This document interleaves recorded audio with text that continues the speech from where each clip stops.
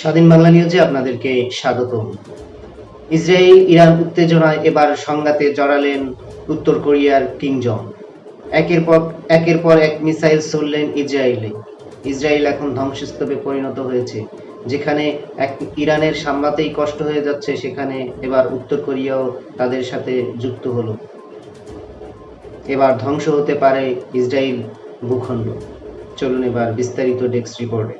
Iran Israel উত্তেজনার মধ্যেই এবার আরেক পরমাণু শক্তিধর দেশ উত্তর কোরিয়া ছুড়ল একের পর এক মিসাইল। শুধু মিসাইল ছুড়েই থেমে থাকেনি পিয়ংইয়ং, সরাসরি সমর্থন জানিয়েছে তেহরানকে। উত্তেজনায় ঘি ঢেলে দিয়েছে কিম জং উনের যুদ্ধ ঘোষণার মতো হুঁশিয়ারি। বৃহস্পতিবার সকালে উত্তর কোরিয়ার রাজধানী পিয়ংইয়ং এর সুনান থেকে একযোগে ছোড়া হয় 10টিরও বেশি মাল্টি লঞ্চার মিসাইল। গন্তব্য উত্তর পশ্চিম আকাশপথ। দক্ষিণ কোরিয়ার সামরিক বাহিনী জানায় এগুলো স্বল্প পাল্লার ব্যালিস্টিক মিসাইল, যা জাতিসংঘের রেজুলেশনের সরাসরি লঙ্ঘন।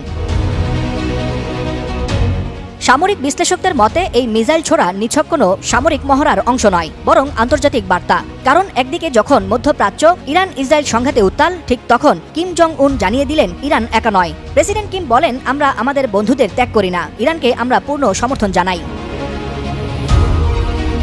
কিমের এই বক্তব্য কেবল যৌক্তিক সংহতি নয়, বরং মার্কিন নেতৃত্বাধীন পশ্চিমা বলয়ের বিরুদ্ধে স্পষ্ট চ্যালেঞ্জ। উত্তর কোরিয়া নিজেদের সেনাবাহিনীকে যুদ্ধ প্রস্তুতির সর্বোচ্চ স্তরে রাখার ঘোষণা দিয়েছে, যা বিশ্বব্যাপী উদ্বেগ বহুগুণে বাড়িয়েছে বলে মনে করছেন সমর বিশ্লেষকরা।